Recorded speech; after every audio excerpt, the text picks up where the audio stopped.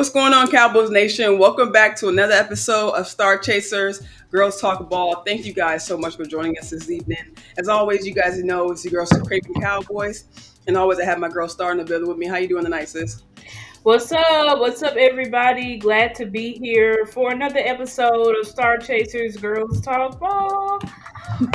Always a great time when we can come together. I think this is we on the streak. I think this is probably our third or fourth show in a row in a while. Yeah, So yeah. I'm really glad that we have the time and space to continue doing content with one another and to talk about the Dallas Cowboys. What's up, Rico, Lee Harrison, Dacon's Filthy, Jameson? How you doing, Jameson? I hope you're doing good. Yeah. Yeah, but y'all know when y'all come in, please like the video. Please like the video. Please share the content. And also, please subscribe if you haven't done so already. Yeah, like Star was saying, make sure you do all three, and maybe even that fourth one if you're feeling a little bit nice tonight. Donate to our cash apps. If you're feeling Right, donate. Please help us. Please donate. Yes, and like Star was saying, thank you to everybody who has joined us so far, and everybody who will be coming in as the show continues. But like Star was saying, I'll say shout out to the Cowboys for keeping the news kind of coming. I think last off season, I think around this time, I believe the only, I'm not gonna say the only spark we had, but one of the few sparks we had was Jerry, quote unquote, saying all in, right, and then pretty much from there to OTAs and the draft, we really didn't see a lot of action. So it's of course we know because new coaches are coming in, new scheme, new philosophies, kind of coming together. Guys who have worked together before and guys who haven't necessarily worked together before, but who maybe have worked with Shadi or Coach Eberflus, who's coming in being the DC. Of course, we know Shadi being the head coach and bringing some of his guys on that he's worked with in the past. And if you guys have seen, once again, the second Friday night in a row, it was announced that Clayton Adams, coming over from the Arizona Cardinals. Mm-hmm. So offensive line coach over there has been hired as the offensive coordinator. I believe offensive coordinator is it offensive coordinator / offensive line coach, or are they still looking for offensive line coach to kind of take in? Yeah, I believe at this time that they're still looking for an offensive line coach. That's what I think, because they just announced him as the offensive coordinator. Yeah. So right now it looks like the main positions that still need to be filled would be the offensive line coach, the wide receivers coach. Although we hired an assistant. But we have an assistant O-line coach too, who something Chin Young, who was here with us last year. So that's right. So we still need a offensive line coach. We need a wide receivers coach, and I'm trying to see if I'm missing. And I believe they just filled the assistant D-line coach, and I believe we all also needed a running backs coach, but they also filled that over the weekend as well. Right, they filled the running backs coach. I think they probably may get. Usually, we have an assistant secondary coach, so maybe they'll bring in an assistant secondary coach as well. Because I know we lost ours. I think last year was Clay Matthews, but I'm assuming that we haven't really heard names like Clay Matthews, Mike Solari, Jeff Blasco, Scott McCurley. I think all of those guys are gone. You know what I'm saying? I would have felt like at this time, if they were going to be retained, they would have already been announced. So those just what you're saying. Also, we got also guys like sorry, since I mean cut you off. But also guys like Coach Ganina, Coach Greg Ellis, who I was wondering if he would return this season, because I really liked how he kind of coached up. Relationship with some of those guys. So I mean, those positions have been filled. What I'm doing right now is bringing up my Twitter page. I kind of bookmarked some of Todd Archer's tweets, just some of the newer coaches that they brought in, just so that way you guys can get a look at. Let me see if I can share my screen just quickly. Okay. Twitter.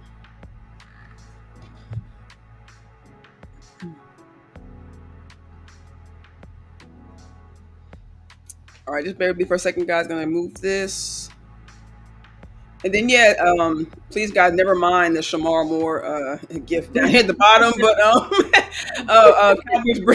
Cowboys bringing Brian Bing. He's been named the assistant defensive line coach, as we were just talking about, and of course, also being in addition to Andre Curtis, Dave Borgonzi. We're talking off camera assists, but Borgonzi also was here before as a linebackers coach, and they also brought him back. So that's another I guess another link in the I guess the familiarity column, if you guys Yeah. will. Tyquan Underwood has been brought in as the assistant receivers coach, but we have yet, like Star was saying, we have yet to hire a wide receivers coach. And Yep. kind of going down the list, Cowboys hire assistant Christian Garcia as inside linebackers coach. So he was assistant DB coach last year and was somebody the Cowboys hope to keep. Their opportunity was better in Arizona. So this is interesting. Actually, I'm playing it really in my head right now in real time. Him being an assistant in Arizona, that's another link. I don't know if he worked that closely with Clayton Adams, but I wonder just how closely those guys work together as well over there with the Cardinals.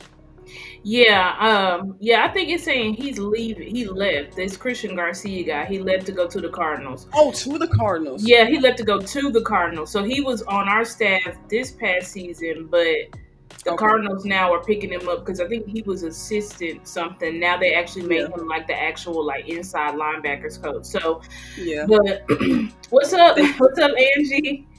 Glad to see you, Angie. Good, Glad to see Angie. everybody in the chat. Really happy to see y'all.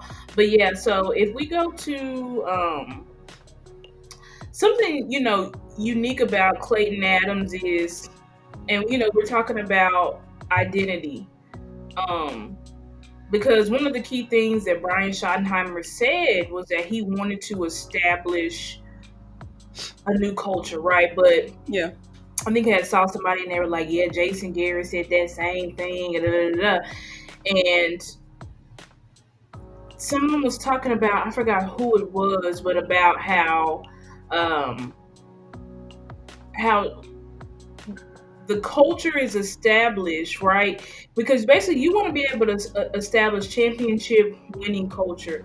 You want to be able to establish that. What's up, Jay Money? I haven't seen Jay Money in a while. What's up? What's up, Dave Money? And also shout out to Dave B Boy, who kind of snuck in here, and Ty Church. Right, JV B Boy Ty. What's up, guys? Really glad to see y'all. Give everybody some claps.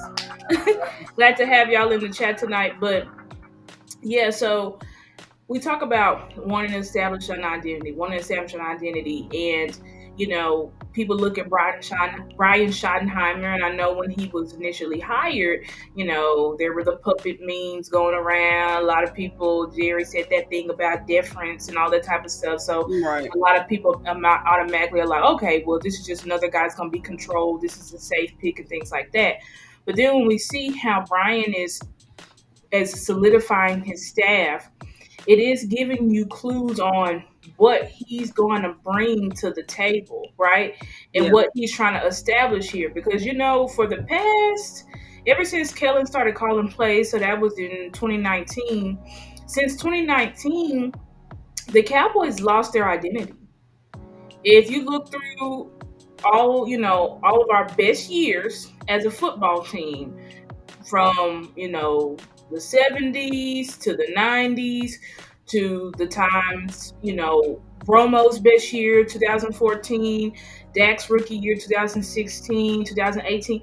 When you look at all those years, right, we had a running identity, right? We knew that that's what who we were, right? But then once the league went to a quote unquote passing league, and that's why I played y'all that clip last week. If y'all want to go back and look at that show, when I showed the clip from Andrew Whitworth, when he was talking about how, the league has changed. You know what I'm saying? Like, it used to be a passing league, but now you see all of these teams. You look at the teams that were in the Final Four. You look at the teams that are now going, in the Super Bowl, obviously the Eagles and the Chiefs.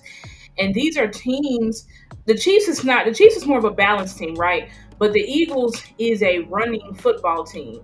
And that is something that you need in today's NFL landscape in order to be efficient.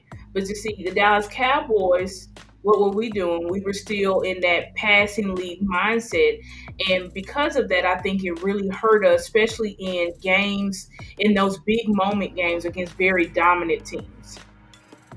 Because a lot of teams started putting a cap on our offense when they realize, okay, we're tired of the explosive plays, so we're just going to drop 7 or 8 in the coverage. We're not going to blitz that because we know that's a mistake.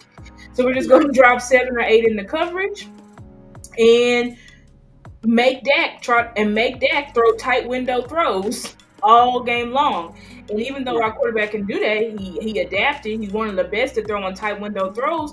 You don't want your quarterback to continuously be throwing tight window throws because the tighter the windows, the more the chance of what picks. You know what I'm saying? Picks, drive. Disasters can happen with that. And so what we see with Clayton Adams is this is a guy who, for so long, we've been talking about getting. And what's up, the Angry Cowboys fan? Give a shout out to the Angry Cowboys fan. Yes, facts. What's up, Angry Cowboys fan? And D Block as well. D Block 88. What's good, fam? Definitely well known around it. Glad to see y'all, you guys. You know that the Angry Cowboys fan, great, phenomenal content creator. You guys go check out his channel. He does great content work, so shout out to him. And he also does a podcast with Sports Junkie, which we did probably like a few months ago. We did a show with them, so y'all go check them out and subscribe. But when you look at somebody like Clayton Adams, we've been trying to, as the Dallas Cowboys, say, can we get some creative run schemes? Like, where is our run schemes? Since Kellen came, we didn't have no run. We don't have a scheme, you know what I'm saying? Or a scheme where we feel like it's really creative and effective, like you see teams like the 49ers and the Lions and even the Chiefs or the Ravens. Like, you see all of the Dolphins. I mean, they're not really a run-heavy team, but we see a lot of the Dolphins side of the ball. Exactly. So you see all of these teams with these creative running schemes, and it's like, where is our creativity? And so now you have a guy who is a power run guy, pairing him with Shoddy, who's also a power run. So basically what Shoddy did is say, I need to go and get a young, innovative specialist to come in and be my offensive coordinator so that he can really hone in and teach these concepts that they need to be taught. Because unfortunately, I don't believe under Solari or Blasco or any of these guys, they really got Brian Schottenheimer's vision. I think if they did, they'd still be here. You know what I'm saying? So that's something that's very exciting about Clay. And I think I went through his numbers and stuff last week, but this is a guy who's had top 5 rushing attack. Mm-hmm. James Conner, 2 back-to-back 1,000-yard seasons. Average. I think. Sorry, I'm gonna cut you off. But no. I talked long enough. No, you good. I think today on DLS, the podcast DLS All Sports. All City Dallas. That today on Clarence Hill was talking about the Cardinals average about 4.5, I think, yards per carry, and that was outside of Kyler Murray. Like a lot of people are talking about, well, Kyler Murray's over there, he's part of their run scheme. That's that. And if they're like you mentioned James Conner, but even he mentioned outside of Kyler Murray, they were still, James Conner was still doing this thing. And even I believe a Trey Benson, I think the rookie, he didn't have an explosive season, maybe like a Bucky Irving, but he definitely was able to kind of come behind James Conner and really just kind of show a little bit of his explosiveness and his ability at the line to be able to kind of go through some of those lanes. Exactly. And so, and one key thing about, because there's kind of been a debate. What's up, Lou? Shout out to Lou. Lou's another. We got a lot of people in the chat, but shout out to Lou. He's another great Dallas Cowboys content creator. You guys, please go check him out. Please. He does great breakdowns, offensive line. But not just offensive line, does breakdowns basically on all of our team and schemes. He did a great breakdown on Clay Adams, and what he's gonna bring and stuff like that. So y'all, please go check out Lou's channel. And D Block said, do y'all think we're gonna get a running back in the first round? I think if Genty is there, we will. If Genty is not there, then I think we're going to go BPA, basically, is what I think, So I don't think it's going to be locked into a weapon, although I would prefer for it to be a weapon. But I do obviously know that there are premium picks like Mason Graham, defensive tackle from Michigan, Will Johnson, cornerback from Michigan, that could be there. People talking about this Mike Green guy from Marshall that could be there, so I do know there's other positions that are on the table, but I do think that if Ashton Genty does fall, does make it to 12, that we will pick him for sure. Yeah, and there was mention actually today on that same podcast that Clayton Adams, I believe, came from Boise State. Is Boise State alum as well, and I believe they said he coached there as well. So you never know. I mean, some of these connections are kind of unfolding in front of our eyes. So that could possibly be a pick, like Star mentioned, and to kind of add on to your earlier point, Star, about the running scheme. I think not just the staleness of the offense the past couple. Well, I'll say last year and then the early part of 2023. Not just the run scheme, but also just explosive plays in general. Like a lot of our guys are yak guys, and we see guys like Ferguson, CD, of course. He can go off in the game. I'm saying, when you give him the chance to. Rico, we saw this past year, he was able to. I think he averaged 4.6 yards per carry. I'm not sure for the entire season, but I think he averaged above 4 yards per carry. You know what I'm saying? Back back in a couple of years, TP, he was definitely explosive running back. So I think if we just kind of get our guys involved, even I'll even give a little bit of credit to Schoonmaker. He's not necessarily a yak guy, but his confidence definitely came about this past year, and just some of the big catches that he's made. You know what I'm saying? I think if we just kind of use some of our guys' ability, in the Cowboys' best interest, you'd be able to get, a lot more explosive plays. Like, I mean, even Turpin, I'm saying, we know he's an explosive player in his own right, but just kind of putting him in these, in the right situations, kind of, we talk about kind of scheming guys open, that's kind of the part that kind of goes into not just having an efficient run, not having an efficient run game, but also having an efficient passing game as well. Because, like you mentioned earlier, with the tight window throws that caused a lot of interceptions. I'm gonna have some clips coming up from the 2023 season from the Rams game after the bye week. When they say they're kind of stealing plays from around the league, kind of utilizing more motion at the line. But there was actually, when I was rewatching that game back, I forget the tight end that we had. He was mostly just used for blocking, but he was a lot on the practice squad. But there was actually a pass to him that went in the red zone, and it ended up being a tip pass from the tight end, ended up being intercepted. So that's kind of our point we're talking about, and not just because I'm not saying it because of him and being the player that he was, but more to the point of when you are throwing in those tight window throws, even incomplete passes. I'm saying there were, it may look bad on the quarterback, but it could be the scheme, right? You're throwing to guys who are double covered, tight window throws, so that could lead to more incomplete passes and, just lead to a little bit more of the inefficiency in the ball game.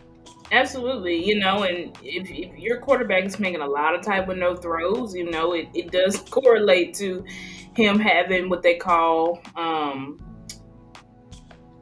either bad throw percentage or contributes to higher picks, obviously, like I said, because if you have tight windows, that means there's multiple people around the ball. So it basically means if your guy doesn't catch the ball, he bobbles it, it has so many people around him that can intercept it. And so I think that and then we didn't talk about our running backs coach, but our running backs coach is do you have his name, sis? Derek Foster. Yeah, Derek Foster. Yeah. Who coached the Saints last year.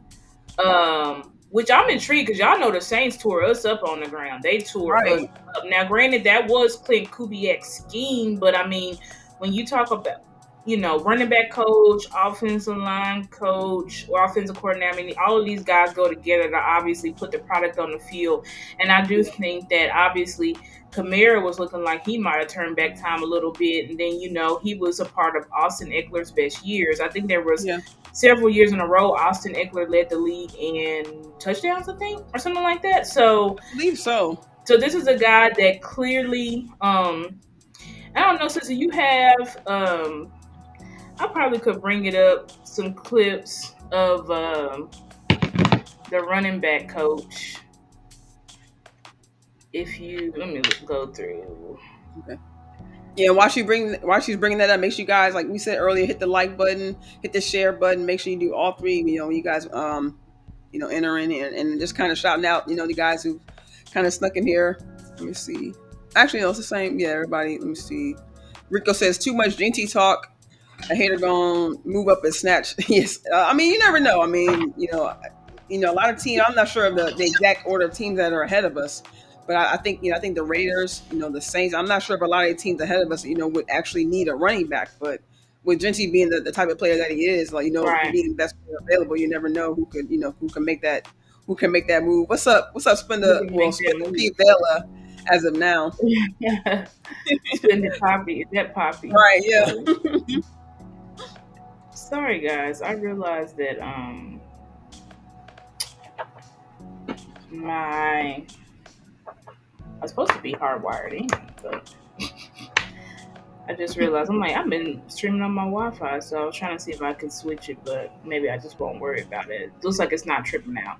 But Yeah. if we go to, let me see if I can pull up the likes. What am I looking for? I'm sorry, guys. I'm trying to pull it up. But oh, so you know what? You could pull up because you kind of got into it a little bit talking about Shotty's. He said he wanted to talk about Patrick Nosey Walker's article Oh, about Shotty. Was that the article? yeah, yeah, I do. I actually have that. Let me see if I can. Let me share my screen one more time. Oh, I found it. I found it. Oh, you got it. Okay, good, good, good. Oh no, this is a defensive line coach, which I can show y'all that too. But I'm trying to see about the actual running backs coach. Probably, let me go to this guy's page. But yes, you can also bring up the. Okay. Yeah, yeah, while she's bringing that up, I'm sure. I mean, if you guys are following Patrick No C Walker, one of, I'm sure a lot of people agree one of the best, beat writers for the Dallas Cowboys, really broke a lot of the news, about I believe Adams being a hire, Shot becoming the head coach, really, kind of got ahead of some of the main reporters that maybe you guys follow, from ESPN and things like that. But yeah, he wrote an article talking about, really just kind of summing up the press conference that Schottenheimer when he was first, introduced, to the team and kind of speaking on what he wanted to bring as far as the offense and the run scheme, like we kind of talked about last week, them kind of implementing cuspers to the offense. We talked about being more condensed. I think even on a clip that we have kind of further in the show, but I do remember Brian Broaddus mentioning that I think last season, saying that the Cowboys are one of the few teams that played like I think he said they played the widest formations. So them kind of bringing in maybe more. Yeah, and so The, that talks about the split cuts. I think that's what it's yeah, called. The yeah, split yeah, cuts that we talked mhm, about last week. But yeah. anyway, yeah, go ahead. Sorry. No, no, you good. Let me see if I can. Let's see, Bill. Let me bring it up. Because yeah, it's on DallasCowboys.com. So make sure make sure you guys if you just happen to not be following Patrick O.C. Walker, the article is on DallasCowboys.com. But make sure you guys still give him a follow because, like I said, he definitely brings a lot of the news. But like I said, he kind of sums up the press conference. But one thing I want to talk about in specificity is that he mentioned the Cowboys playing, with tempo, and that's kind of thing we were kind of dying for. At least I'll say for me, kind of speaking for me as a really a fan of the game in general, but as a fan of the Cowboys, just seeing kind of how the offense kind of got stale, really throughout the whole season. But I'll even say out the gate, week one, just kind of think, really at the top of my mind right now. When we came out and faced the Browns, we know that they were a tough defense. I think, like McCarthy kind of stated in some of his pressers that they kind of planned for them, because of course they were the first team they were playing out of training camp, so they did a lot of planning for that particular game. But them coming out with tempo, I think in the first drive, we saw them move right down the field, and we do see that with Cowboys offense.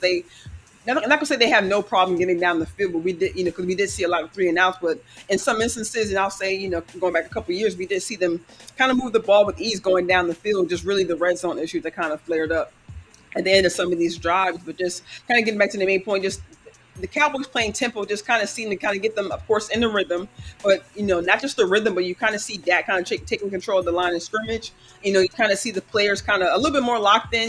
We talk about kind of keeping the defense on their heels, but for me, it kind of keeps the offense kind of locked in. You don't kind of get that lag going in between a play, then back to the huddle, play back to the huddle. You don't kind of get that lag a little bit, because even if you are kind of struggling to get down the field, when you have that lag in between plays, in my opinion, it can kind of take maybe a little bit of the confidence away from the drive. Maybe have the players could slow down, or maybe it could have an effect on really just the efficiency of some of these plays. So I like the idea that Schottenheimer is not only wanting to kind of bring that back into the offense, but kind of making it a main point, making it his priority to make sure that these guys, and not just that, but we kind of heard about it in the past couple of years about the coaches kind of listening to the players, but not saying we didn't see it. McCarthy talked about it. Him getting ideas from Cooks from what he sees on the field. From Dak, of course, he what they see out on the field, but I see a little bit more of Schottenheimer actually, in I guess I'll say intaking what the players are actually saying and what they see on the field, and really just wanting to take that. I think he really wants to kind of plan according to how the players see the game. Saying, we talk about the coaches, doing what they know best, but if you take the perspective of the players and what works best for them, and just really trying to kind of, like I said, like I mentioned earlier, kind of honing in all these guys' specialties and using that for the benefit of the team, I think we could just really see a growth in not just the offense and not just the players, but really a growth in the scheme just for the Cowboys, because you'll see more efficiency in the play, you'll see more efficiency from each individual player, and that'll help the guys kind of have a more of a semblance on the field, more of a chemistry. That way the guys can work a little bit better together. Right. Yeah, I agree with that, and I think that, obviously that's interesting. I think you said Brian Broaddus said that we had led the league in like wide formations and Yeah. spread and all that type of stuff. And it's like when you look at these teams like the Chiefs, the Ravens, Lions, all of these. You can even say the Commanders. Even when you look at these, the formations are a lot more condensed. You know what I'm saying? A lot more tight. That's what when Shadi said I like split cut formations, because basically it just gives you room to do a lot more than what you would do in like a spread offense. You know what I'm saying? Yeah. Because when you're condensing, there's a lot of things that you can do in condensed formation, like rub routes, where basically like for instance, y'all gotta kind of stay with me.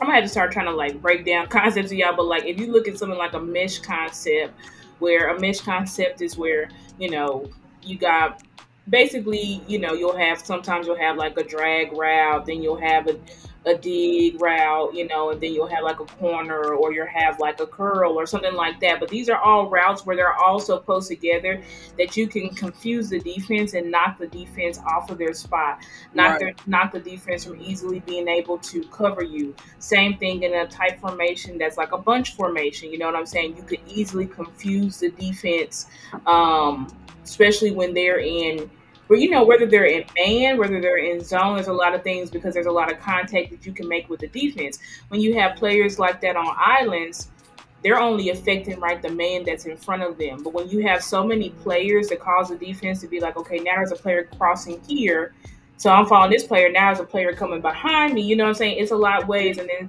Shadi talked about that. He talked about the tempo. The reason why tempo is so good, because tempo keeps the defense in a certain personnel, right? And so you can continue, right? You can continue to push that tempo, keep them fatigued, keep them in the same personnel, where you can continue to run your plays on them, because they're not able to adjust.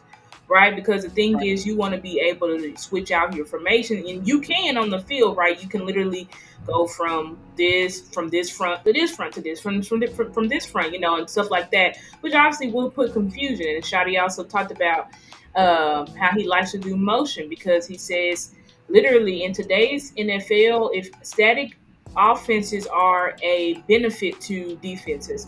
And if you looked under Kellen Moore, if you looked at Mike McCarthy, hell, you could go back and look at Linehan. Every single one of them had these very stagnant, non-motion offenses, where it was very easy for defenses to key in on us, key in on our routes. Key in on, they know the routes before we even run them. You know what I'm saying? So it was very predictable. And so another thing, when they talk about marrying the run to the pass, you do want your passes to look like your runs and your runs to look like your passes. That way, this is that interview where Shadi talks about that. So you can play a clip of that, and then I'll play the clip of the running back coach. Brian mentioned the motion. Okay, I got you. Motion. Seems like that's taken over the league. How important is that for you to implement the pre-snap motion, the exit motion, get all that really figured out in the offense? Yeah, it's critical, because what it allows you to do is it allows you to run the same plays, but from completely different looks for the defense. So for Dak, his progression doesn't change. For the receivers, their routes don't change. What I really believe with motion, the key is right, there's teams, and we're one of them, that moves with a purpose. Okay. Like these half-speed motions, they don't do anything. Like even if it's just a motion across the ball, like it should have some tempo to it. It should have some urgency to it. Why? you're making the defense sometimes 5, 6, 7 guys adjust. They have to adjust their calls, and so we always talk about moving with a purpose. Like if we're moving with a purpose. We're trying to create a matchup, or we're trying to gather some information for the quarterback. Is it man? Is it zone? What are we getting here? Is it shell? Is it one high? All those different things. So we really preach that a lot. How much more difficult is it to execute those things in road environments? It seems like that becomes a big challenge, and how can you mitigate that? You don't want to completely change the way you do things offensively just for a road game, sure. Right? No, and we don't. We again, Dak is great with it. We've got 1,000 different cadences that we can use, both at home and on the road. And he's masterful at that. But yeah, we do not shy away from motions because again, we really feel like if we're up to date with or up to speed really with our silent mechanics, and we should be able to run everything. Because like you said, you're not going to change. We're not going to say, oh, hey, we're just going to be all static. Right. I think in today's day and age, if you're static, you give the advantage to the defense. And we don't want to do that. We want them to be chasing us around. Yep. Yep. And yeah, you can you can tell the philosophical differences, right, between Mike McCarthy and Shoddy, because Mike did not want to use motion. He did not like motion. And I don't know if y'all looked around the league, but you know somebody else who does not like motion? Aaron Rodgers. So that could kind of give you like and to this day, I really don't know why Mike doesn't like motion. I don't know why Aaron Rodgers doesn't like motion. I have to look more into it. But clearly he was under Mike's system, so But I think with Mike, maybe he didn't like motion, maybe because of pre-snap penalties. Maybe he felt like it caused confusion with communication. I'm not exactly sure, but Mike clearly didn't want to, because we had moved to more motion after the bye in 2023.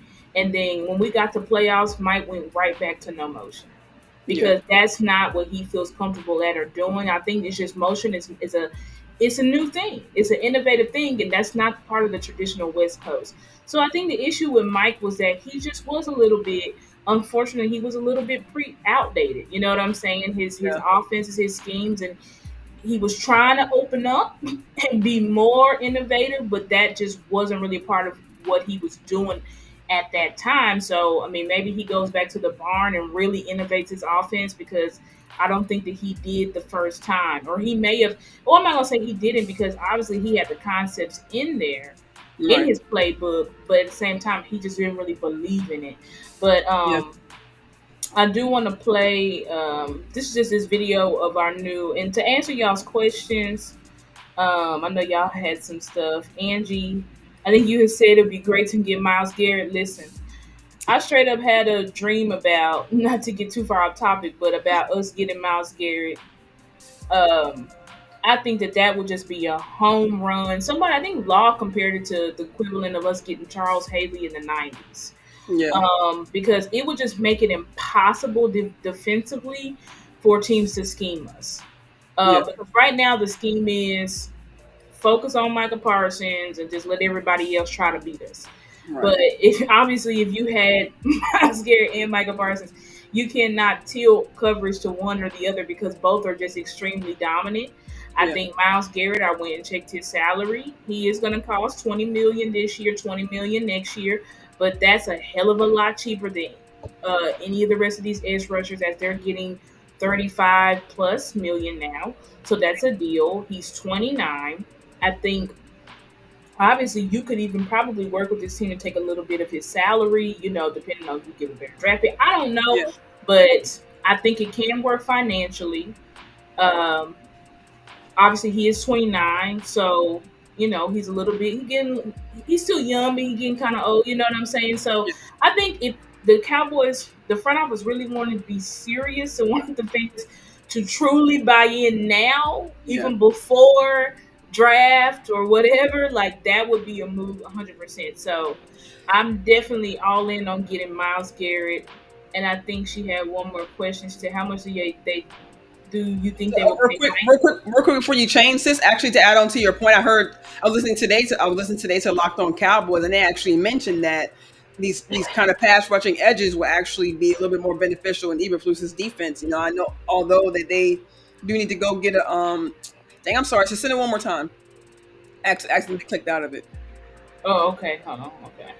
But yeah, I heard today, like I said, like I heard on Locked On Cowboys that they like if you go, they were actually able to go get a pass rushing edge on the other side of Micah, it might do this defense a little bit better good because although we definitely my bad, let me get this thing off. We definitely do need a nose tackle, of course, to kind of complement Mozzie. But they specifically mentioned that at least two edge rushers in this defense, saying kind of goes along with the philosophy of Eberflus and what he wants to do.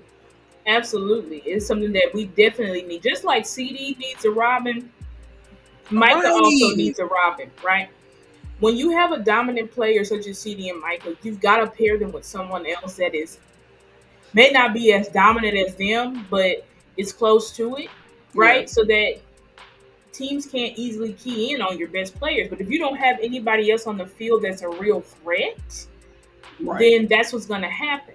So I definitely think that Myles Garrett, Defensive Player of the Year last year, I guess 2 years ago. So Defensive Player of the Year for the 2023 season, 29, Texas boy, went to school right up the street in Arlington. Mm-hmm. We need to be looking about getting him. I know the Browns said they're not really trading him or whatever, but Jerry, just like you got on the phone and you traded for Trey Lance, right? Get on the phone and trade for Myles Garrett because that's a serious move. And if you want to inject hopeism into the veins of the fans, that's what you need to do. And I know people will say, that's not realistic, blah, blah, blah. But I already told you it is realistic. I already told you it can be done. Cap-wise, everything, it can be done. Right. So I think, the Cowboys, they don't make a ton of moves in free agency. So if you said you want to make that but one they said they want to make changes, right? They said, this is what Steven been saying. He said, you can keep doing the same thing, expecting different results. You can't keep doing it. So they said they want to make some changes. This would be a way. Yeah. This would be a way. You can do this, Steven. I believe in you. I believe in you, Steven and Jerry. This is a trade that you can make happen if you want to really get serious. But anyway, we'll see because it's like if we don't get them, teams like they already talking about possibly the Commanders could get them. Oof, that would, man. Or the Eagles. What's going to stop Howie from doing it? So it's like we've got to stop sitting back and letting our foes and enemies get the best players when we can get the best players. And these players want to play here. Myles Garrett wants to play here. Right. And to your point, like you said, so what's to stop even the Saints? I just seen a report a report a couple of days ago talking about Chase Young, one of them. They ain't got no money. That's what the Saints. Oh, they don't have money. Okay, I thought maybe they had. Saints some money. Ain't got no deal. So that's what's keeping them. My bad. They broke, but damn. But hell, teams figure it out. You see, it's called figure it out. But let me play this video. This is a video of Derek Foster. He was when he was a coach, I believe, at Iowa. So burst through. They go good. In this drill, they got them simulating a jump cut here. They're going to run through the tacklers. Then at the end, you see them making contact with the ball. Tackler coming in low. Step through it. Here we go. Go. Press. Burst. There you go. Nice. Make sure we keep those eyes up. We ain't dropping the crown of that hat now. Again, he's using the big ball to simulate secondary person coming down or the linebacker coming down and making the hit. Burst, Makai. Go. Burst. Good. Hey, off arm, okay? Off arm. Now he's asking him to give a stiff arm with the off arm. Power, do power step. Power. Here we go. Go. Run through. Good. Accelerate through the blaster. Do not slow down. Here you go. Go. Pad leverage. Burst. Pass. Good. Hey, good job securing the thing through it. Okay, good job securing it right here. Lock the wrist. Yeah, and that's huge, especially. Yeah, I like that. That was I like that. The first time I had watched it, but yeah, I like that too, sis. But it looks like I like how he's individually do that because I like a coach that is a tough coach and a reinforcer, right? Yeah. I like a coach that's a tough critic, right? Not, over the top or make you feel like shit about yourself. Obviously, I think coaches, you got to coach according to a player's certain personality and all that type of stuff. But Yeah. he seems like a coach that really holds you accountable, and he's really watching for every nuance to see how can I push you to be better. Trying to tell him, okay, in this situation, do this. You know what I'm saying? Yeah. This is what you call the reinforcement. I can tell you one thing: he way better than Jeff Blasco. I was gonna say, so like you said, it's one thing to be out there coaching the players and saying, you know, okay, good job, guys. Like you said, he's actually sticking to the details, letting them know what to fix in each particular instance, so that way energy. That's the point. Yeah. Yeah, and they can fix each individual aspect of what what they're doing wrong, and maybe even what they're doing right. You know what I'm saying? Like Andy said, a motivator. Like if these guys, right, exactly, that's what I like about Shotty too, is that he kind of motivators. Right, that's what we need to do. That's the word. Yeah. That's the word, motivator. Y'all put that in chat, motivator, because that's what we need. We have not had very good motivator coaches. We went from Jason Garrett, Mr. Clapp, Mr. Right. Then we went to Mike McCarthy, who was another just right. The house was burning down and Mike McCarthy just sitting there. It's like, where is the energy? Where is the energy? Where's the gunfire? Where's the power? Because that's what you need. That's what you need from a coach. You need a coach that can ignite you, that can excite you. And if you don't have that, you got to have the staff. Mike McCarthy didn't have the staff. He wasn't it himself. He was not a motivator himself. Then he didn't even have the staff that were motivators. So that's why it was a downhill. Same thing with Jason Garrett. You ain't a motivator and you don't got the staff. You did have Rodney Marinelli, and that's why that side of the ball did play out of themselves at times, especially in 2014. You know what I'm saying? That defense wasn't nothing, but they still played outside of themselves because they had a coach that held them accountable. And so when you have Mike McCarthy, that's why I'm glad we switched from Mike McCarthy to Schottenheimer, because I'm like, we need somebody who can really get in the team psyche. You know, that's the reason why I didn't want Prime, because I'm like, I want a coach that can get inside the team psyche. You know, because this is what it's about. When you're doing real hard things, right? It's not about it's more about the mental, right? It's more about the mental mindset than the physical, right? It's all about training your mind, because you can push yourself past your limits if you have the mindset to do so. So, and I like what he brings to the table. And you can keep talking, sis. I'll bring up the clip as well of our new assistant defensive line coach as well. Okay. But you can, I was just going to add on to your point, because even I don't know if you guys watched I believe the Josina clip. I think she was on 105.3 talking about, you know, she's on Radio Row, and she was kind of talking about, you know, what was going on with the Cowboys and kind of like what was going on in the background of the head coaching hiring position. And she was saying that, you know, she kind of knew early on that Deion wasn't really a realistic thing, because she was, you know, I think that she did believe that Jerry did speak with Deion, but as far as who they wanted as an actual head coach, that wasn't necessarily the direction that they were going in. And she also said that the reason they possibly could have passed on Kellen Moore is that they weren't sure that he could actually command a room. And I was like, well, I mean, that would be something if the front office really did think that, because, you know, knowing that's Kellen. I'm glad they did, because that was our biggest complaint. These guys, Kellen is not, what we kept saying, Kellen is not a leader of men. Yeah. Kellen is not a leader of men. That's Kellen's problem. He can be the smartest guy in the room, but if you cannot command a room, if your guys don't have that respect, and people say, well, you look at Sean McVay and Kevin O'Connell, I'm like, those guys have way bigger presences than Kellen Moore.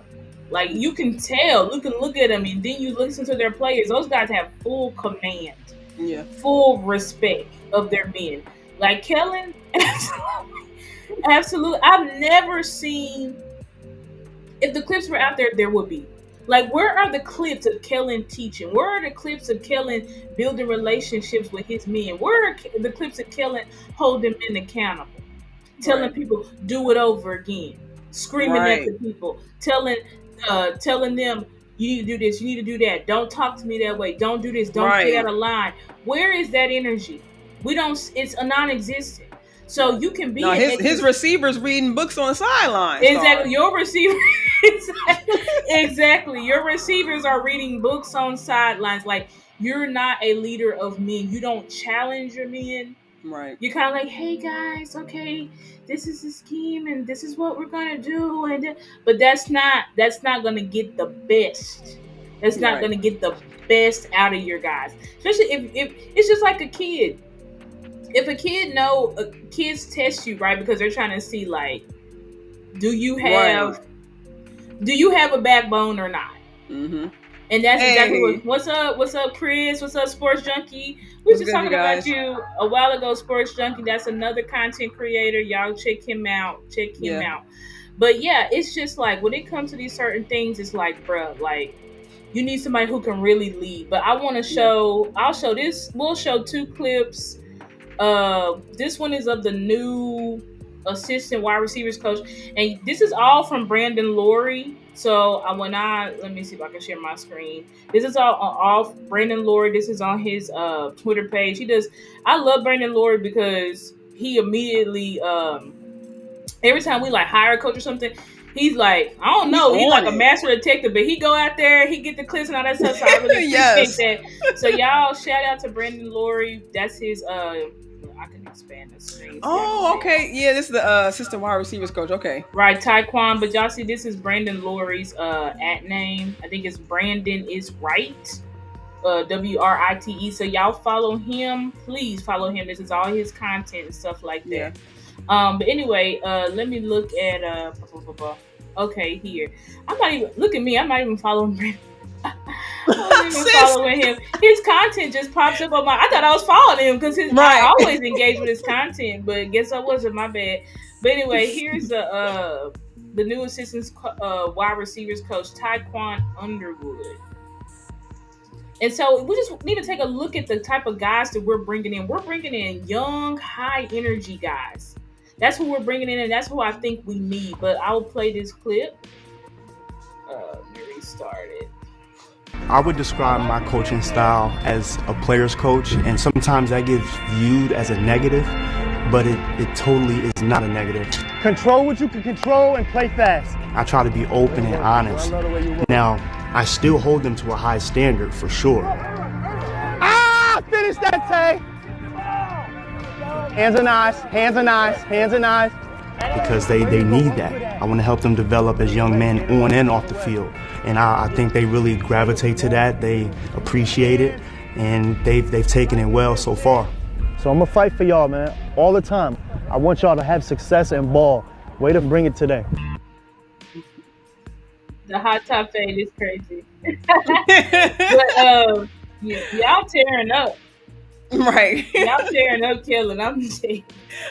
It's like, damn, but yeah, Kellen, he's just, dweeb, whatever you call, like, he's a guy you push into lockers. You know what I'm saying? He's the kind of guy that anybody is about to run through a wall for. Like, let's be honest. Ain't nobody, and people are like, yeah, we like Kellen, he's nice, but ain't nobody about to run through a wall for Kellen Moore. Right. Like, let's be honest. Right. Okay, and then this is our new assistant D-line coach, Brian Bing. And so this is when he coached at Wofford. But y'all remember last year he was with the Bears. So this is another Eberflus guy. But this one, it's only 33 seconds. So I'll share this clip and then. And shout out to the Lunatic who snuck in here, Dwayne Morris as well. Yeah, shout out to the Lunatic. How you doing? I haven't seen you in a while. Yeah. So I like how Thanks all for sharing. Doing to be motivators. Exactly, Angie. These are good motivators, and I feel like that's what we need. Yeah. We need energy. We need high energy. Yeah. And the youth too, sis. We talked about this last year. We talked about this last year. Right. We talked about it last week. We did. Yeah. We talked about it, about how it seems to be a youth movement in Dallas, right? They're like, let's get, because that's what it is. We need these young, innovative, high energy coaches, right, to push these guys to play beyond themselves, right? You got to be able to bring it out of your players, and we just haven't had those leaders on staff. Even people loved Al Harris. You know what I'm saying? I loved Al Harris. Obviously, did a phenomenal job with the cornerbacks, but I still didn't see it. I didn't see a motivator from Al Harris. Like, I felt everybody on our staff was just very like even kill energy, like Mike McCarthy almost, just very even kill. Yeah. What was you gonna say, sis? No, I was gonna say I seen it from Harris. Like when if his guys made a play like on the sideline during the game. Like I would say his came kind of like when he's seen his guys kind of flourish, right? When he's seen his guys kind of expand exactly. But when you know what I'm saying, right? Like to your point, like before, like motivating guys. Like not saying he didn't. Like you said, kind of seeing that energy kind of come from Harris. Yeah, I would definitely say it came more so after his guys, made plays and things like that. But yeah, I love the point that you're making, Star. Like not just the youth, but like the energy that these guys are bringing. Like you mentioned, it'd be one thing, and not just talking about McCarthy bringing in his friends or his guys as coaches, but we didn't see this from McCurley. We didn't see this from right, like, exactly. You know like, what I'm saying? So from McCurley, from Blasco, I like that these men are men of color as well. You know what I'm saying? Like I just feel like this is the energy that we need. Like, can you imagine McCurley trying to coach Overshown? Like, it's just not saying he couldn't, but just that energy that Overshown brings in every freaking play, Star. So to be able to have a coach to be able to match it, we talk about find somebody to match your match your energy. You know what I'm saying? What's that song? I forget that song by Tinashe, but you know what I'm saying? You need somebody to match your freak. You know what I'm saying? Just find these guys who have that same energy, so that these guys can be more. I'm a nasty girl, right? You know what I'm saying? So like when these guys feel that they, coaches, kind of like Overshown was saying in his interview, like he showed mad respect for McCarthy and that he already had his Super Bowl, but when you're bringing in coaches who may not have achieved that much, they have the same, like someone mentioned earlier in the chat, bringing in like Sports Junkie said, bringing in these hungry coaches. The players are hungry too. So you're bringing in a coach who just as hungry as you. It kind of changes, like Andrew was saying, kind of changes the player's motivation in itself. Yeah, I agree with that. And it's like Al Harris. Let me not be too hard on Al Harris because yes, I did see him. If the players missed a pick, he'd make them do a push up. If he push-ups if you missed a pick, and if you did good, I did see him, on the sideline, beating up his guys and stuff like that. Yeah. But at the same time, I feel like you needed more, and I did feel like Mike McCarthy put Al Harris in that assistant coach position to kind of be that driving force because he knew that he wasn't, and right. I just feel like Al Harris never, to me, met the standard, unfortunately, that I feel like he should have met. You know what I'm saying? Yeah. Now, granted, it was a weird year. Everybody was on one-year deals. I'm sure that had a lot to do with it. But yeah. I think that, as an assistant head coach, I did not see that mark or energy on the team. You know what I'm saying? I just didn't see that from Al. Personally, not saying that obviously he's a good coach, but I think at the end of the day you needed more, and I think he's a hell of a position coach, but I don't know if he would have been the best. Because some people were mad that like we should have interviewed him for head coach, but I'm like, I don't know if that would have been the best option for him and for us, to be honest. But here's this clip. This is the new assistant defensive line coach, Brian Bean. Am I tearing off with my hand? All right, some main D-line fundamentals that we look for here at Wofford College is the get off. Hey, do you have a great first step? Second one is a strike. Can you play with violent, physical, hands, nice heavy strike every single time you make contact with someone? Gaining ground, my feet on contact. Are you gaining ground every single time when you're engaged with a blocker? Then the next part would be the shed. Am I ripping off a block? Am I tearing off with my hands? Then the last part is the finish. The ball is the program. Got to go get the ball, whether it's a sack, TFL, or just a normal tackle. All right, some main. So that's just him going over the fundamentals and but yeah, that's just him going over the fundamentals, what we look for, right? And I like what he said because even though I don't think him and White Cotton, who was our actual defensive line coach who we pulled from the Jets, he said the same thing. Like we're looking for violence. You know what I'm saying? Like violence. You know what I'm saying? Because that's what it is in the trenches. Violence. You know what I'm saying? And when people say winning the line of scrimmage, that means violence. That means I'm dominating you. That's what it means when it says they're not winning or they are winning the line of scrimmage. It means they're dominating you.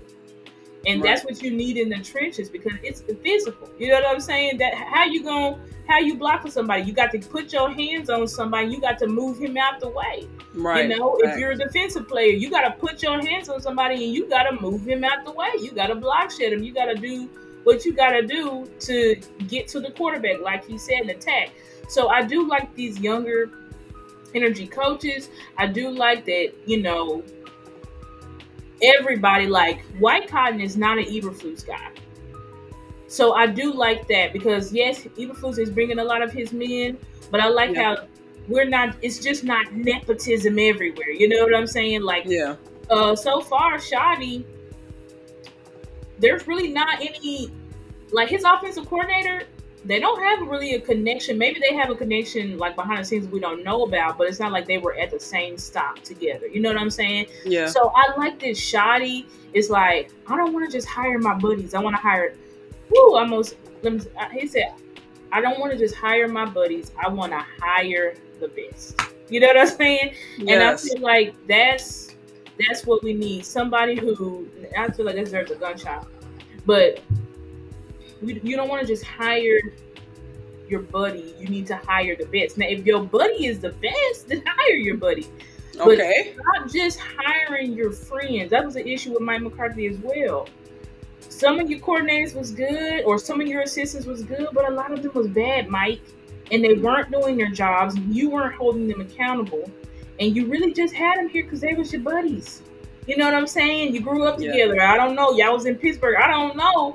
But as a coach, you got to say, I need to get the absolute best out of my guys. And how can I do that? You know what I'm saying? I get it. Yeah. You want to put your friends on. You want to help them get back in the league. But you got to ask yourself, is that the best? And it's like, if you're going to be a guy that hires your buddies, then you got to be a tougher head coach. Right. And Mike wasn't that. Mike was just an over delegator. Oh, this is your job. Do it. You know what I'm saying? He wasn't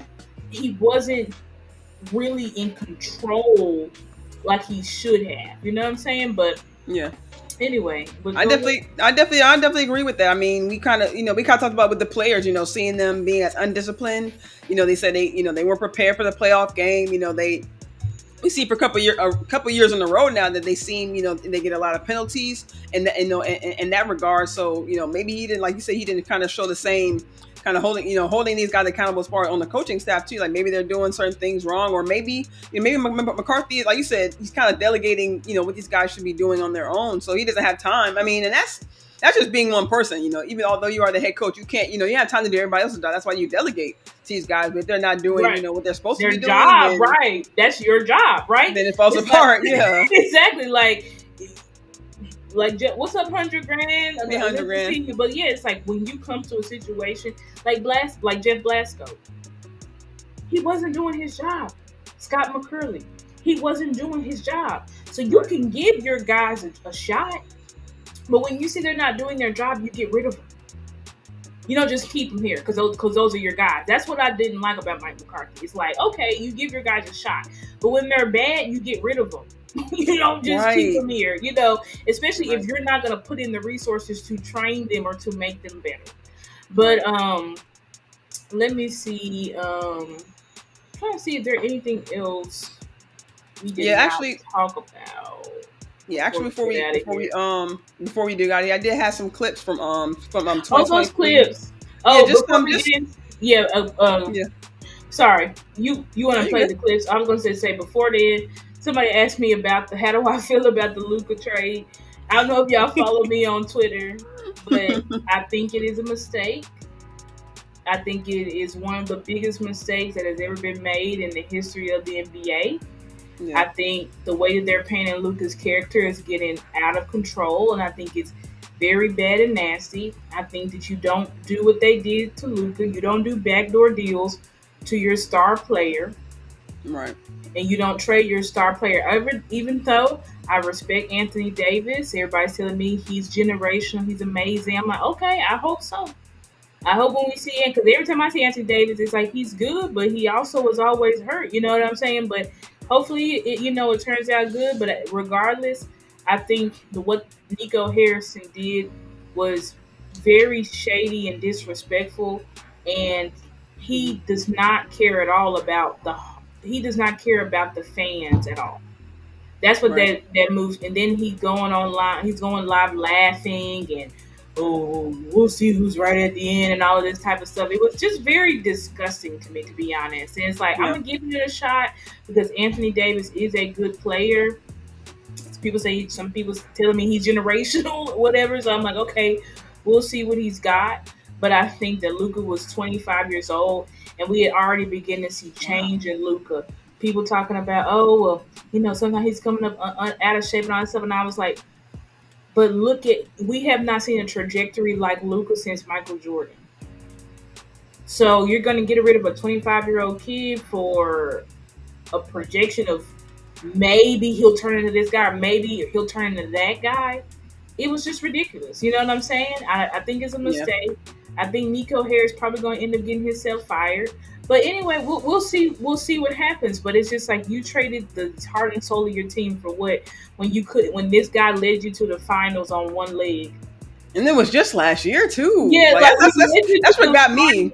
Yeah, he led you to the finals on one leg. We saw how Luka was looking before the games. I was wondering. I was trying to say Luka should sit out in some games because I'm like, he looks like he can barely breathe. Every time he was scoring, he was like he had rib. It was so much. His body was so beat up, but he continued to put himself on the line and play absolutely lights out for us.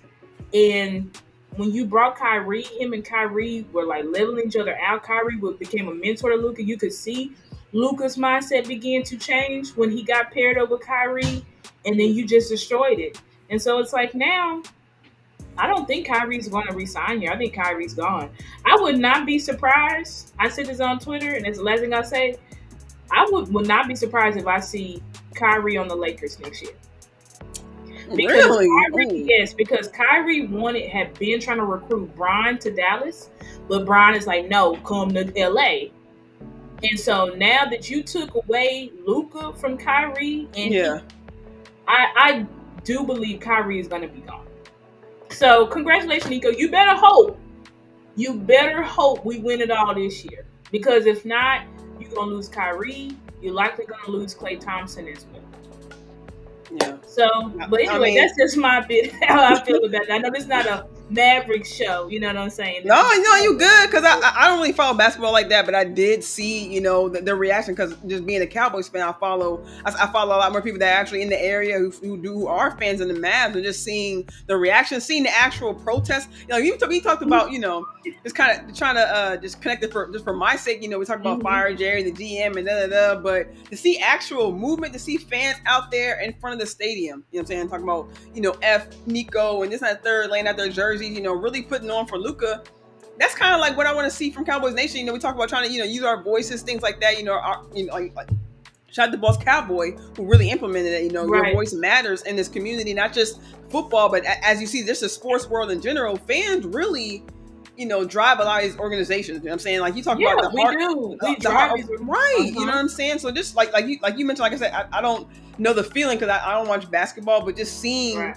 But I know that what Luka means to that team, and just seeing the reaction from fans, the reaction from other players, not just other players, but other players in the league. You know what I'm saying? So it's just. I shout out to Jay Tuck. I saw him tweet. He said I thought it would have happened with Dak before Luka, and I felt that. I'm like, if something crazy would happen as far as with the Cowboys, if Jerry did something crazy like that, but just a little bit of credit to Jerry. He hasn't done anything that crazy. You know what I'm saying? Because I would have seen something like that being done by Jerry. You know what I'm saying? Yeah. Just, as we see him giving away 4th round picks and picking up not random players, but just doing random things in the off season. So it's just that was pretty crazy. So and as we guys close out, I just want to show these last few clips because I just wanted to kind of give an idea of maybe what this offense can go back to. We saw in 2023 that Dak, McCarthy really just gave the keys. It was the first year, I believe, post Kellen Moore, where McCarthy was able to take over play calling and just kind of see him kind of get the keys to Dak Prescott, of course, the quarterback, and just we saw a lot of audibles at the line. Him changing from run to pass or vice versa. And I'm not gonna show the whole entire clip, but what I did want to show was just some clips from like I said, this is week 8, 2023, post the bye week, when they talked about them changing the offense for the better and getting more guys involved. I'm going to kind of skip to, this is CD. Trying to get to some of these run plays that I thought just really looked effective. Let me see, this is CD. Let me bring up my notes just really quickly so I can move this along. This is one example. This is Tony Pollard running behind. I think this is an inside run behind Steele, where you kind of see Steele kind of open up the lane. Did And he's Steele pretty pull much. on this? I believe so. Yes, Yeah, Steele yeah, pulled. Right. yeah. So this is the type of mhm. great clip. Since this is the type of concept that you'll see. Like this is you're pulling Steele, you're pulling Zach Martin too. Right. This is stuff that we was trying to implement last year and this year. Well, yeah, 2023, 2024. This is the type of stuff we're trying to implement and get better at. But I just think we didn't have the proper teachers in house to really get us to do it consistently. But yeah, this is definitely the type of scheme stuff that, and we'll see even more creative stuff, obviously with Clay. But these are like the power concepts that we're talking about. And they obviously, we got better center now because that's Tyler Biadasz. Thank you. And so you know what? And this is why we do shows together, because you took the words right out of my mouth. I'm saying, imagine BB. You know what I'm saying? He finishes those tackles. He gets to the second and third level star. So that's my point. Because even though some of these runs may not have been, quote unquote successful, maybe some of them were maybe 3 or 4 runs, but you see the gap like right there between Biadasz and Martin. Correct. So you see the gap. Mm-hmm. Yeah, and we see that. I know Chuma's guy did get past him, and that's who ends up making the play. But just that hole right there, I'm just like I said, guys. If you follow me in the chat, just kind of look at these clips, and really the point of these clips for me, and then just like the one I'm showing you guys, just see some of these lanes that are opened up because of some of the scheme. Right. And this next one is you see Tolbert go in motion. This is what I was talking about. Dak kind of making audibles at the line of scrimmage, and you can't really see CD. He's off to the right, but they're sending Tolbert in motion to kind of, you see the guy at the top, I think, but the safety of the corner up here, number 4, kind of follows Tolbert. So then you see the play goes off, and you see Dak kind of checking for this play. He goes to CD because he sees that he's right here on the outside, 1-on-1 with the corner. I think we'll also see just a little bit more of Dak kind of taking more control. I think Schottenheimer I think I saw Andrew earlier in the chat kind of mention, the conversations that Schottenheimer mentioned in his press conference that he has with Dak Prescott, and how he's not afraid, to have those tough conversations, but also he's not afraid to big up Dak Prescott as well. I mean, for some reason we saw McCarthy kind of take, not saying he took the keys back from Dak, but we didn't see the same kind of control from Dak in 2024 before he went down. So that's why I'm excited. We did not see that. And I really do wonder why did we go backwards? Right. I think maybe it was possibly because we had rookie alignment. I don't know, but I just don't understand why Mike went backwards. And then you just think about, Mike, you got 2 rookie offensive linemen. The best way to deal with 2 rookie offensive linemen is to run the ball and get them settled in. Facts. And he didn't do that. So it was a lot of times, it was a lot of issues. It's like, you're not calling plays as best for your guys. Right. And I think Mike McCarthy, he said the whole, scheme, players over scheme and all that, Jimmys and Joes over X's and O's. Mm-hmm. But I didn't really see that from Mike McCarthy, to be honest. Right. I didn't see that. I saw before the bye in 2023, the players having to come to you and say, we need to change this shit up because it ain't working. Right. And then in 2024, the run game was just totally non-existent, and you could just CD and Dak is out of whack. You could mitigate that by running the ball, right? But Mike McCarthy just did not believe in it and did not put the resources there to be effective all the way up until the end. And rumor is that was shoddy. But anyway, go ahead. Right. And no, on that last play, it was Rico. Schottenheimer kind of explained this in his post presser the next day after this game, but he explained that the Rams, with them having a forefront, he could kind of find ways for Dak to kind of escape through the A gap. So that was just a run by Rico through the A gap. They're using combo blocks to kind of open up some of these lanes.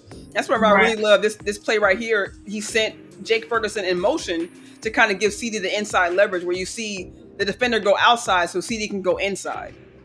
Oh, okay.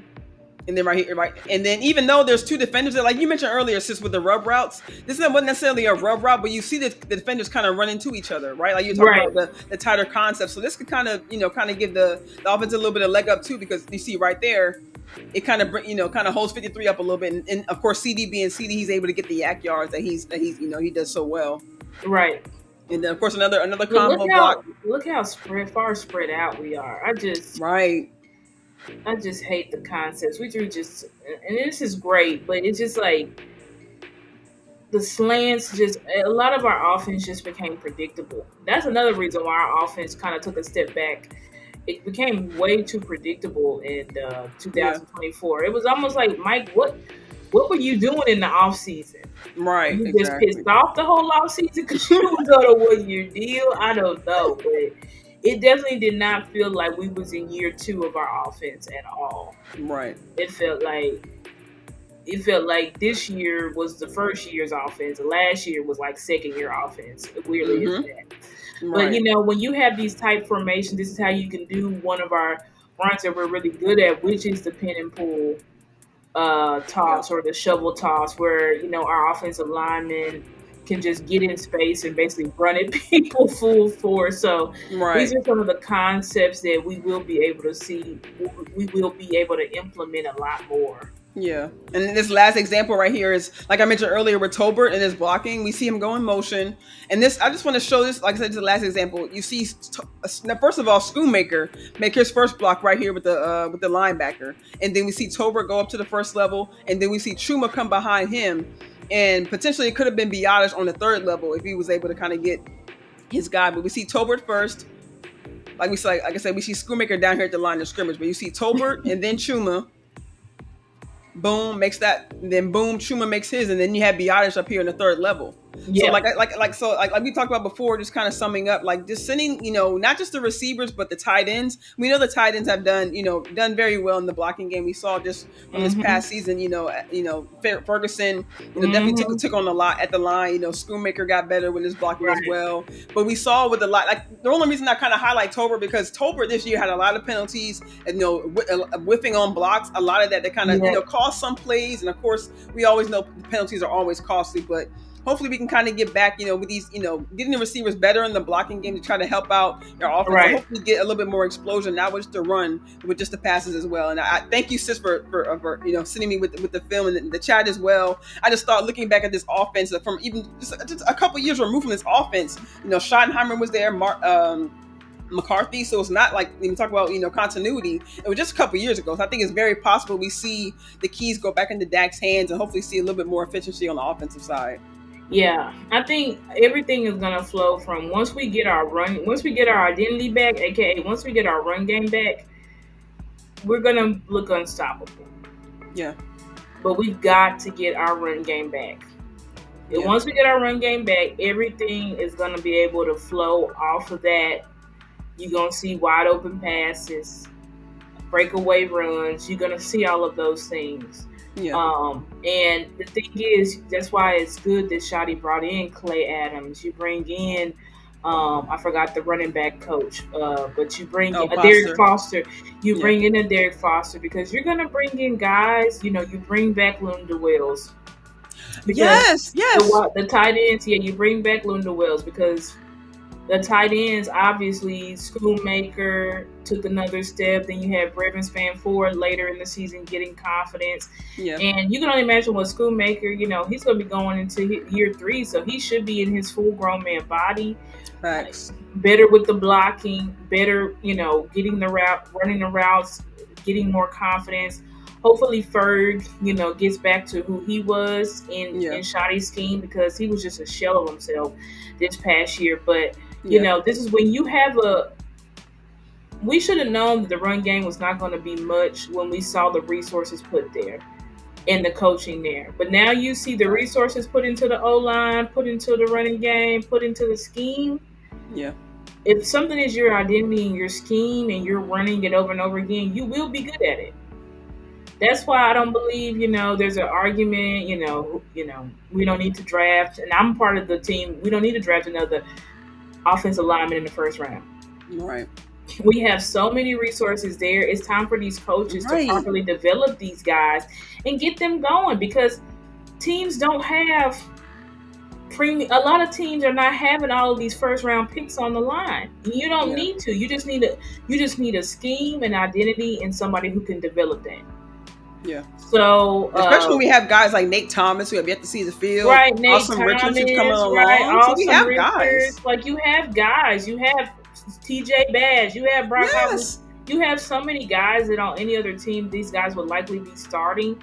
So it's like we need somebody to come in here and develop and just get them into a groove. And I feel like once we get them into a groove, a lot of, our team, our offensive line is full of angry maulers and power players. So it's like, once we really get them into who they are and stop switching them out of this formation, now we're doing this, now we in spread, now we here doing all this stuff, right, confusing them and getting them out of rhythm, we're going to be able to see the results that we want, hopefully. Yeah, I think Steele could actually, we talked about the rest of the guys on the line. Terrence Steele could definitely get back to some of his best plays. Yeah, people want to get rid of Steele, but I'm like, Steele, he's going to be 2 years removed from that, 2 or 3 years removed from that injury, and run blocking is his specialty. So there was actually a play on here where Rico was actually behind him, and although Terrence is pulling to the left, he still somehow finds a way to throw out his right arm to knock down the linebacker coming at the last second. You know what I'm saying? So that's his thing, like you said. That's his specialty. So it's like we need to get to these guys' identity. Let our offensive line truly dominate, which is what getting them on people and pancaking and pushing them out the gym and getting them out the way. That's what we need to do. Right. It's finesse. What's up, Kelvin? Glad to see Kelvin. you. It's okay, you can rewind it, but good to see you. But this finesse ball we've been playing since 2019, it's got to go. Yeah. The finesse balls got to go. Yeah. And I think with Steele, he also Angie Solari. This is a good reason why he should be out. Hopefully he's out because he changed Steele's footwork, and that's why Steele was struggling until we started running the ball. Then you stopped hearing Steele's name as much. But there were some things that Solari changed for our guys on the line, and it ended up hurting us. So it'll be interesting to see who's going to be our actual offensive line coach to come in here and really get these guys playing back to how they were playing, because we just have too much talent on the offensive line already. Way too much. We have way too much talent on the offensive line already than to for them to play how they've been playing. It's like with the talent, we should be a top 5 offensive line in the league every year easily, but they're not playing at that level, and it's because whenever you have a group of good players underachieving, that's coaching. Yeah. They don't have the right coaches. So hopefully we'll see. He said Mike Solari's gone. They reported that? Hopefully. I mean, they haven't reported it, but I haven't heard anything about him staying either. Like, they brought out, talking about Lunda Wells staying. I'm saying they re-signed him, so it's it's. We don't know, but hopefully once we hear who the new offensive line coach is, once they announce that, we'll know he is gone. You know what I'm saying? Yeah, they seem to really be honing in onto it. And just as a final note, I know we talked about Radio Row earlier, but even Zach Martin talked about speaking with Clayton Adams and the coaches, and just how honed in they are on kind of improving the run scheme, and just how that's really going to be their priority this season. So we talk about youth on the line. It'll be a wonder if Zach Martin decides to come back or not. But like you said, sis, with the young guys we have on the line, I think we could really, not saying start over, but having a new identity, not just for the team, but for the O-line. That's really just kind of been the backbone for the Cowboys, in the years past. But if we could just really get the youth, like you mentioned, TJ Bass possibly stepping in to the guard position, or even Nate Thomas or Austin Richards, whoever they decide to put there, youth, I think will really be able to carry this O-line forward. Yep, I agree. Well, but thank you everybody for joining us. I think we had a fire show, Star. I mean, we had the clips. The fire show, right? We had the information all in the chat, and so we really appreciate you guys. Yeah, some great content creators came through too. Really appreciate everybody's support. Great content creators. Thank you guys for joining us, and hopefully catch us next week. Hopefully we'll have a little bit more news. Hopefully more coaches hired. Of course, as we know, big game this weekend. Just as a final note, please, Chiefs, do what you do. I'm saying do what y'all usually do in these situations, and take care of our division mate right quick. You know what I'm saying? But I'm definitely excited for the game. Last game, official game of the NFL season. But I'm excited. I like the teams that I don't like Philly, but I like the competition that's going to actually be in this final game. And I'm not gonna lie, Eagles, or Pigeons, I don't like calling them. Eagles. The Pigeons definitely match up well with the Chiefs this year. You know, we'll definitely see if they've come along from a couple years they ago. match up well. And something telling me Jalen Hurts gonna play lights out. Yeah. I think it's gonna be a tough game. I think this is gonna be a tough game. Yeah. I think the Eagles is going in with a chip on their shoulder. That part. So I think it's gonna be a tough game. You know, I don't think the Chiefs will be able to loaf it. They'll be able to loaf it. For the Chiefs to win, and you know they got the Mississippi. Last time they had Miles Sanders. Now they have Saquon Barkley, who is pretty much the MVP of the league. Okay, he'll likely be Offensive Player of the Year. Yeah, for sure. MVP, the quarterbacks, but yeah. It's a different beast. And that defense is number one. Even though I think, but they were in 2022. The defense was number one and number two in the league too. So, so the defense. But the pieces they have though, like Zach Bond, you know what I'm saying Carter, they all stepping up. Zach Bond, and you got Davis, Jordan Davis, and Jalen Carter in year 2 and 3. And even Mitchell, the young corner. He's been playing lights out. So it's gonna be an interesting matchup. I do hope though that the Eagles are less Super Bowl list. Y'all got one. Y'all got enough. Y'all got one. You can say you got one, right? That's enough, right, sis? I mean, so I do hope they lose big time. Right. But we'll see how it shakes out. But anyway, thank y'all so much for rocking with us. Love you guys. Love you guys so much. Really appreciate y'all. And next week, I don't think I'm gonna be on, sis. I'm announcing now. We're probably not gonna do it next week, but at least not next Wednesday, because I do have a trial that day. But y'all know I'm a lawyer by day, so I do have a trial that day. But hopefully, do your business look like week after next, we'll be able to come back. But thank y'all so much. Really appreciate it. For sure. Thank you guys. We love you guys. Have a great night. Love you, sis. Catch you next week or catch you in a couple weeks. Good luck with the trial. And love you guys. Have a great night. Thank y'all.